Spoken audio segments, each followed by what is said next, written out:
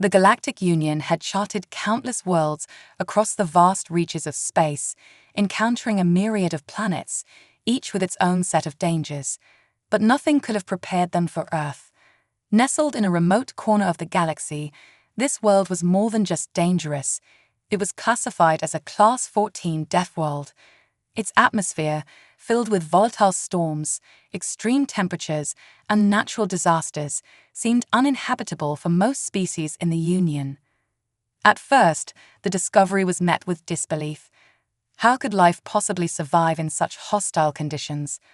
The atmosphere alone was enough to deter most spacefaring civilizations, let alone the violent tectonic activity, hurricanes, and the deadly creatures that roamed its lands and oceans. The Union scientists debated for years whether this planet was truly habitable. Then came the undeniable shock. Not only did Earth support life, but it was home to an intelligent species. The news of humans spread like wildfire across the galaxy. How could any civilization develop in such a place? The mere existence of humans, thriving against all odds, turned Earth into the center of attention for the Galactic Union. The scientific community was split into two camps. One side believed that humans were a fluke, an anomaly in the vastness of space. They argued that no species could last long on such a planet, and that eventually, Earth would reclaim its dominance and wipe them out. The other side was fascinated by humanity's resilience. They saw Earth not as a death sentence, but as a crucible, an environment that had forged a species capable of withstanding unimaginable challenges. As the years passed, Earth remained a topic of curiosity and debate. Scientists from across the galaxy requested observation posts, eager to study this bizarre world from afar. While the Union agreed to limited research, they chose not to make contact with humans. Their reasoning was simple: humans, isolated in their deadly world, posed no threat to the galaxy at large. However, deep in the shadows of the Union's bureaucracy, some were not so convinced. They feared what a species capable of thriving on a death world could accomplish if given the tools and knowledge of the stars. It wasn't long before Earth was quietly placed under quarantine, with strict orders to monitor but never engage. But for humanity, life continued as it always had, harsh, unpredictable, and full of struggle. And it was in that struggle that their greatest strengths emerged. The debate over Earth and its inhabitants simmered within the Galactic Union's upper echelons for years. The humans had been observed from afar, their ingenuity and resilience fascinating, yet terrifying. Some Union officials argued that humanity could become a powerful ally if integrated into the galactic fold.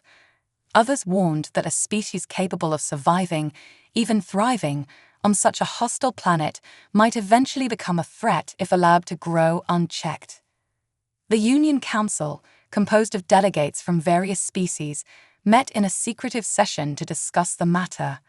Councillor Varick, a tall, elegant being from the tranquil planet of Anktar, voiced his concerns. "We have seen what humans can endure. They adapt to environments that would annihilate most of us. The question is not if they can survive among us, but rather if we can survive alongside them." His words hung in the air, and the council murmured in agreement. But not all were as cautious. Councillor Jira, a representative of a hardy mining race from the barren world of Rithkar, was less alarmed. "Survival breeds strength," she said. "If these humans have thrived in such conditions, imagine what they could offer to our Union. Their resilience could be a boon to our scientific and military efforts." Still, the Council remained divided. The humans had developed advanced technology, but their capabilities were still far behind most spacefaring races. They lacked faster-than-light travel and had only recently begun to explore their own solar system. Their focus was inward, survival-driven, not expansionist. But the very nature of Earth made them unpredictable, and that unpredictability frightened those in power. It was decided that the Union would send a small team to observe Earth more closely. No contact would be made, only observation. The goal was to gather more data on this strange species that had managed to turn a death world into their home. The Council hoped that with time, the question of how to deal with humanity would answer itself. Weeks later, a covert ship named the Vigilant was dispatched, cloaked from detection by Earth's primitive technology. Aboard was some of the finest scientists and diplomats the Union had to offer. Their task was simple: watch, learn, and report. The mission, however, was far from simple in practice. As the ship neared Earth, the crew began to witness the sheer chaos of the planet. From space, they saw massive hurricanes sweeping across oceans, volcanic eruptions sending plumes of ash into the sky, and wildfires raging uncontrollably across vast landscapes. To the untrained eye, Earth seemed on the verge of destruction. But as they zoomed in on human cities, the team witnessed something unexpected: order in the midst of chaos. Humans had adapted to these calamities with remarkable efficiency. Cities built to withstand earthquakes, evacuation systems but tsunamis, and fire breaks carved into the landscape to stop wildfires in their tracks. More than that, they thrived despite these challenges. They weren't just surviving, they were innovating. Remarkable, one of the Union's scientists whispered, watching footage of a human repair team restoring power to a city hours after a massive earthquake had struck. They rebuild faster than we ever could in these conditions. Even more astonishing were the small, everyday acts of human cooperation and ingenuity.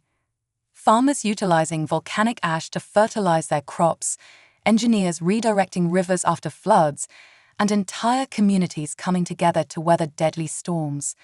Every catastrophe seemed to be met with the same indomitable spirit. But this was just the beginning. The Union observers were about to discover that the most impressive aspect of human resilience wasn't their technology or their survival instincts. It was their ability to find hope, even in the face of despair. As the Vigilant crew gathered more data, the humans' adaptability and strength became undeniable. The initial skepticism of some aboard the ship gave way to admiration. Still, there was a nagging question that no one could yet answer. Why would anyone choose to live on such a planet? The crew members knew that they had to deliver their findings to the Union, but what they didn't realize was that soon, humanity's resilience would be tested in a way no one could have predicted, and the Union's decision on how to handle the humans would no longer be up for debate. The Vigilant continued its silent surveillance of Earth for months. The crew documented everything: storms, seismic events, and human responses to the relentless forces of nature. It was undeniable that the humans had not only adapted but thrived under the most extreme conditions. Every disaster was met with creativity, every hardship with determination. Yet, the question remained: what drove them to stay on such a dangerous planet? Commander Tovik, the leader of the observation mission, reviewed the data each day, growing increasingly curious. His species had come from a lush, peaceful world where survival was a given. Earth, by contrast, was a battleground where life fought for every breath. Tovik wondered what made these humans stay, what made them so resilient. One day, something changed. While scanning for anomalies, the crew detected an unusual energy signature emanating from a remote area on Earth. At first, they dismissed it as a glitch in the system, but as the signal persisted, their curiosity deepened. The source was located deep within a mountain range, far from any known human settlement. "Commander, this could be significant," said Jelra, the chief science officer. "The energy levels suggest advanced technology. It's far beyond anything the humans should have developed." Tovik considered the implications. Could humans have reverse-engineered something from a crashed alien craft? Was this evidence of a hidden faction of humans with knowledge beyond what the rest of their species possessed? The possibilities were troubling. "We need to investigate this further," Tovik decided. "Prepare the cloaking systems. We'll send a probe." The small reconnaissance probe was launched from the Vigilant's belly, silently slipping through Earth's atmosphere under the cover of a cloaking field. The crew watched intently as the probe approached the source of the anomaly. The readings grew stronger as it neared the mountains. Suddenly, alarms blared. "Commander, the humans, they've detected the probe," Jelra shouted. Tovik was stunned. The cloaking technology should have been far beyond human detection capabilities. But on the screens, they could see human defense systems coming online, locking onto the probe. "Abort the mission. Get that probe out of there," Tovik ordered, but it was too late. The humans fired, and the probe was obliterated in an instant. The crew sat in silence, stunned by the humans' rapid response. "How did they?" Tovik began, but before he could finish, the communications panel lit up. The humans were attempting to contact them. "Impossible," Jero whispered. "They can't know we're here. We've been cloaked the entire time." Yet the message was clear. The humans had not only detected the probe, but had traced it back to its origin. The signal carried a simple, direct message. "We know you are watching." Tovik's heart raced. This was not how first contact was supposed to happen. The Galactic Union had strict protocols, diplomatic envoys, careful negotiations, and thorough preparation. But now, it seemed that humanity had forced their hand. "Commander," Jara said nervously, "what do we do?" Tovik took a deep breath. They had no choice now. The humans knew of their presence, and it was only a matter of time before they demanded answers. The Union's mission of silent observation had failed. First contact was inevitable. "Prepare to open communications," Tovik said, trying to steady his voice. "Let's see what these humans want." As the communication channels opened, the face of a human appeared on the screen. The figure was stern, calm, and unmistakably aware of the situation. "My name is Captain Ethan Ward of the Earth Defense Forces," the man said, his voice steady. "We know you've been watching us. It's time we talked." Tovik hesitated for a moment, then responded, "This is Commander Tovik of the Galactic Union vessel, the Vigilant. We mean you no harm, Captain Ward. We've been observing your world to learn more about your species and your remarkable ability to survive on a planet like Earth." Captain Ward raised an eyebrow. "Survive? Is that what you think we're doing?" He leaned forward slightly. "Let me make something clear, Commander. We don't just survive here. We thrive. Earth is our home, and everything we've built, every challenge we've overcome, has made us stronger." Tovik could sense the pride in Ward's voice. This was not a species that saw themselves as victims of their environment. They saw themselves as masters of it. "We've noticed that," Tovik replied carefully. "Your resilience is unlike anything we've encountered before, but we must ask, why do you stay? Why live in such dangerous conditions when there are other, more hospitable worlds out there?" Ward smiled slightly, but there was a fire in his eyes. "Because Earth made us who we are. Every challenge, every hardship, it's all a part of us. We don't run from danger. We face it head-on, and we come out stronger on the other side." Tovik was silent for a moment, taking in the weight of Ward's words. The humans weren't just surviving.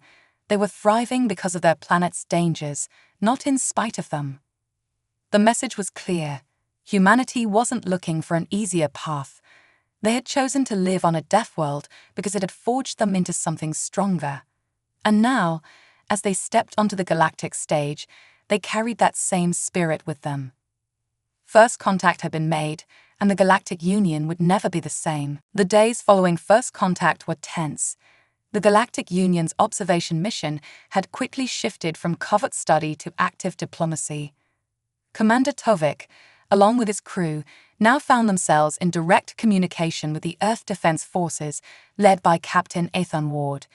Despite the initial surprise, both sides remained respectful and cautious, knowing that any misstep could lead to unnecessary conflict. Back aboard the Vigilant, the crew continued to gather data on Earth while maintaining an open line with Captain Ward. The Union's top scientists were fascinated by the humans' ability to survive such intense natural disasters, but it was what came next that truly shocked them. While reviewing a series of natural events that occurred during their observation, they stumbled upon a recurring theme: humanity's relentless drive to adapt and overcome. Tovik and his team watched footage of humans building entire cities in areas that were prone to earthquakes and tsunamis. They saw how humans had engineered their way around problems that would have rendered most species extinct. Reinforced structures, elaborate evacuation procedures, even systems that rerouted lava flows from erupting volcanoes. Humans didn't just endure danger, they turned it to their advantage. Jalra, the chief science officer, was astounded. "Commander, these humans have found ways to turn what should be planetary destruction into opportunities for innovation. They don't just survive, they improve with every catastrophe." Tovik nodded thoughtfully. "It's as if Earth itself is a forge, and the humans are being tempered by its extremes. Their resilience isn't just physical, it's woven into their culture, their way of thinking." Despite the dangers, the humans seem to embrace their world with a kind of fierce pride. Their willingness to rebuild, their refusal to back down in the face of disaster, and their sheer stubbornness fascinated the Union scientists. But what intrigued Tovik most was not their physical resilience, it was their emotional and psychological endurance.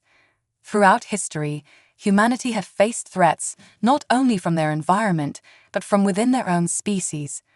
Wars, conflicts, and social upheavals had plagued their development, yet they always found a way to rise from the ashes, stronger than before. Captain Ward had hinted at this during their first conversation. "We thrive because Earth demands it," he had said. "It tests us, but we always rise to the challenge."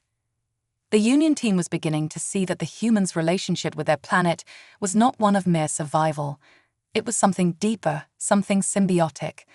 Earth was a deathworld, yes, but it had also become humanity's greatest teacher. Each storm, each quake, each trial had shaped them, pushing them to evolve in ways no other species could have imagined. One evening, as Tovik sat in his quarters reviewing the latest reports, an incoming message from Captain Ward appeared on his console. The human captain looked as calm and collected as ever, but there was something new in his eyes, something determined. "Commander Tovik," Ward began, "I think it's time we showed you a little more of what we're capable of." Tovik leaned forward. "Go on, Captain." Ward's expression grew serious.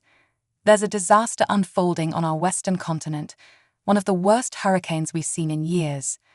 I know you've been observing, but I want you to see firsthand how we handle it. Our people have already begun evacuations and preparations. You'll get a real look at how we deal with danger." Tovik hesitated for a moment. In his time studying Earth, he had witnessed the incredible resilience of humans, but he had yet to see how they would respond in the face of a true, large-scale catastrophe. This could be the test that revealed the full extent of their capabilities. "We'll monitor the situation closely," Tovik replied. "We're eager to learn." Hours later, the storm hit with full force. From orbit, the vigilance sensors picked up winds tearing through cities, ripping apart everything in their path. The storm surge swallowed entire coastal areas, flooding towns and villages. It was a scene of chaos, the kind of devastation that would have broken lesser civilizations. But on the ground, humans were far from helpless. Tovik and his crew watched in awe as rescue teams moved with precision, coordinating evacuations, setting up shelters, and deploying advanced technology to mitigate the damage. Drones delivered supplies to stranded citizens, while massive flood barriers redirected water away from critical infrastructure. Engineers worked tirelessly to keep power grids operational, even as the storm raged. Despite the sheer destructive force of the hurricane, the humans faced it head-on. Their response was swift and organized, driven by a deep sense of community and an understanding that they had overcome worse before. On the screens, Tovik watched as Captain Ward, now on the ground, directed efforts in real time. "We've learned to expect the unexpected," Ward explained over the comms. "Earth never gives us a break, but that's why we're ready for anything." It was a staggering display of resilience. As the storm passed, the damage was severe, but the recovery efforts were already underway. Within hours, humans were rebuilding, assessing the losses, and moving forward. Back aboard the Vigilant, the crew was left speechless. What they had witnessed was not just survival, it was mastery over adversity. Jera was the first to break the silence. "Commander, we need to report this to the Union. They need to understand what these humans are truly capable of." Tovik nodded slowly. "Yes, but I suspect the Union will be more interested in what's to come." Because if there was one thing that had become clear, it was this. Humans weren't just surviving on their deathworld, they were thriving. And if they could do that on Earth, what could they accomplish when they finally stepped beyond their home planet? The aftermath of the hurricane left the Vigilance crew in a state of awe. They had watched as the humans turned what should have been a catastrophic event into a moment of unity and resilience. But this was only a glimpse of what humanity was truly capable of. Tovik knew that the Galactic Union had underestimated these beings, and soon the rest of the galaxy would understand why. Just as the Union crew prepared to file their report, an emergency transmission came through from a nearby star system. The communication was garbled, but the distress was clear. A catastrophic solar flare had erupted in a system housing a critical outpost of the Union. The flare was predicted to wipe out the outpost's entire power grid, potentially leaving thousands stranded and vulnerable in the harsh vacuum of space. Panic swept through the Union's ranks. The outpost was too far for most Union ships to reach in time. The rescue ships, equipped with advanced technology, could still take days to get there. But time was not on their side. The solar flare would strike in less than 48 hours.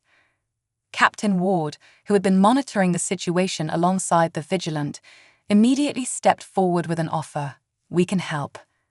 Tovik blinked in surprise. "Captain, I appreciate the offer, but your ships don't have the capabilities to travel that distance quickly enough. We've seen your technology. It's advanced for a planetary species, but it's not designed for deep space rescue operations." Ward's lips curled into a knowing smile. "Commander, with all due respect, you don't know everything about us. We've been preparing for the stars longer than you think." Tovik hesitated. He had seen enough of human ingenuity to know that Ward wasn't bluffing, but he couldn't understand how Earth could possibly field a rescue mission faster than the Union. "We've been working on a prototype," Ward continued, "a new class of ship, capable of short-range FTL travel. We were planning to test it soon, but this is as good a time as any. We can be at that outpost in less than a day." The room fell silent. Tovik exchanged glances with Jera and the other crew members. Was Ward serious? FTL technology was not something that was developed overnight. Even the Union, with its vast resources and centuries of research, had taken generations to perfect faster-than-light travel. "You're telling me you have an FTL-capable ship on Earth, ready to deploy?" Tovik asked incredulously. Ward nodded. "It's not perfect, and it's never been used in a real mission, but we're ready to try. If we don't, those people are as good as dead." Tovik weighed the risks. The Union could not afford to wait for their own rescue ships to arrive, but trusting an untested human vessel with FTL capabilities was a gamble. Still, what other choice did they have? "Very well, Captain," Tovik said, his voice firm. "We accept your help, but we'll monitor your mission closely. If there's any sign of danger, you'll be the first to know." Ward interrupted, his confidence unwavering. "Let's move." Within hours, a sleek, newly designed human ship launched from Earth's surface. The Endeavour, as it was called, was unlike anything the Union had seen from humanity before. It gleamed with a mix of traditional human engineering and new, experimental technology designed to push the boundaries of what Earth had once thought possible. The Vigilance crew watched intently as the Endeavour prepared to make its first FTL jump. The tension on the bridge was palpable. Jera kept her eyes glued to the data feeds, monitoring the ship's systems as it prepared to engage its experimental drive. "FTL jump in 3, 2, 1, Ward's voice crackled over the comms. For a brief moment, there was nothing. Silence hung in the air, and Tovik's heart sank.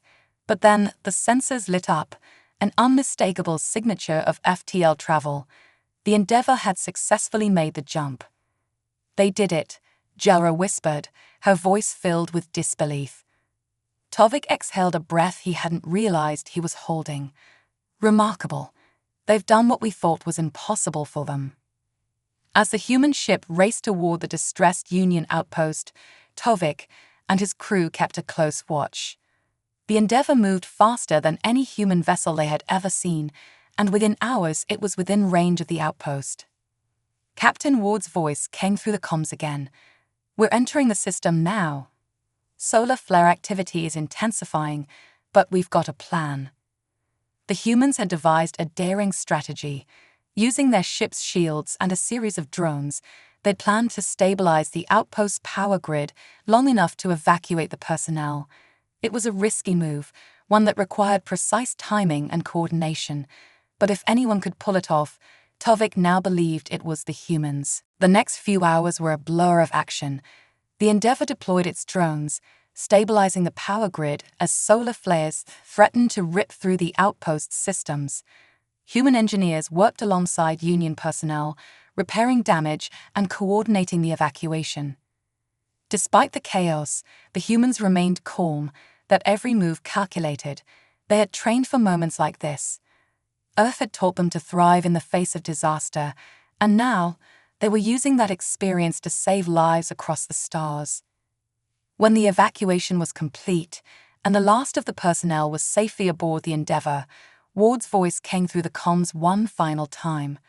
"Mission complete, Commander. We're bringing them home."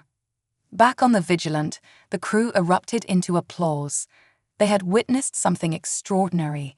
Humanity, once seen as primitive and isolated, had not only joined the galactic stage, but had proven themselves in a moment of crisis. As the Endeavour returned to Earth, Tovik knew that the Union's perception of humanity would never be the same. These weren't just survivors of a death world, they were a force to be reckoned with. The question that lingered in Tovik's mind, however, was the same one that had been asked since the beginning. Why did humans choose to live on Earth? What made them embrace such danger, such constant threat, when there were so many safer options in the galaxy? He knew the answer was coming, and soon, so would the rest of the galaxy. As the Endeavour returned to Earth, victorious and carrying the rescued Union personnel, the Galactic Union's perception of humanity shifted irreversibly. The mission had proven something fundamental about the species, something deeper than their resilience or ingenuity. It had proven that humans weren't just survivors. They were a species that embraced challenge, that thrived in adversity, and that chose the difficult path because it made them stronger. Commander Tovik stood in the observation deck of the Vigilant, gazing down at the blue-green planet below. Earth, a Class 14 death world, now seemed less like a place of danger and more like a proving ground, a crucible where humanity had been shaped and tempered by forces that would have destroyed most other species. A transmission from Captain Ward came through, breaking his contemplation. "Commander, I imagine you've got a lot of questions," Ward said, his voice calm but carrying a hint of amusement. Tovik smiled, despite himself. "You're right, Captain. The Union has been asking the same question since we first discovered your planet. We've seen what Earth is like, the constant threats you face. And yet, you choose to stay. You've developed the technology to leave. Your FTL capabilities prove that. So, I have to ask, why do you choose to live on a death world?" Ward chuckled softly. "I thought you might ask that. It's a question we've asked ourselves from time to time. Why not leave? Why not find an easier life out there among the stars?" There was a pause as Ward seemed to consider his words carefully. "The truth is, Commander, we don't stay on Earth because we have to. We stay because we want to." Tovik raised an eyebrow. "Want to? You mean you choose to live on a planet that could kill you at any moment?" Ward's tone became more serious. "That's exactly it. Earth isn't just our home, it's a part of us. Every storm, every earthquake, every disaster, it's taught us something. It's shaped who we are, how we think, how we live. Earth has made us stronger, more adaptable, more united. We don't run from challenges because challenges are what make us better." Tovik leaned forward, intrigued. "But surely, with your technology, you could find a more hospitable world, one without the constant threat of destruction." Ward nodded. We could, but if we did, we wouldn't be the same. Earth's challenges are what push us to innovate, to work together, to never give up. It's not just about survival, it's about thriving in the face of adversity. If we left, we'd lose that edge. And frankly, Commander, we believe that strength is what will carry us forward as we explore the stars.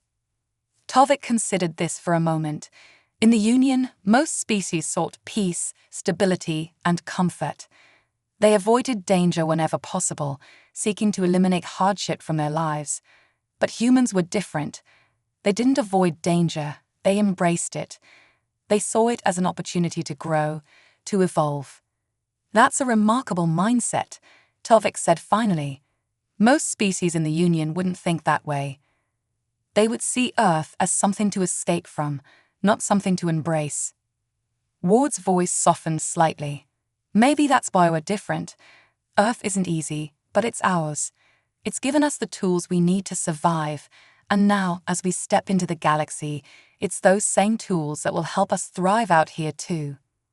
Tovik couldn't help but feel a sense of admiration for the humans.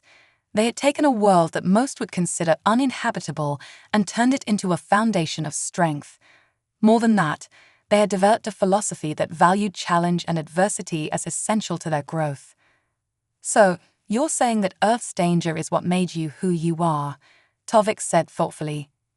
That without it, humanity wouldn't have become as resilient as it is today. Exactly, Ward replied. Earth pushed us to the brink, time and time again. And every time, we came back stronger.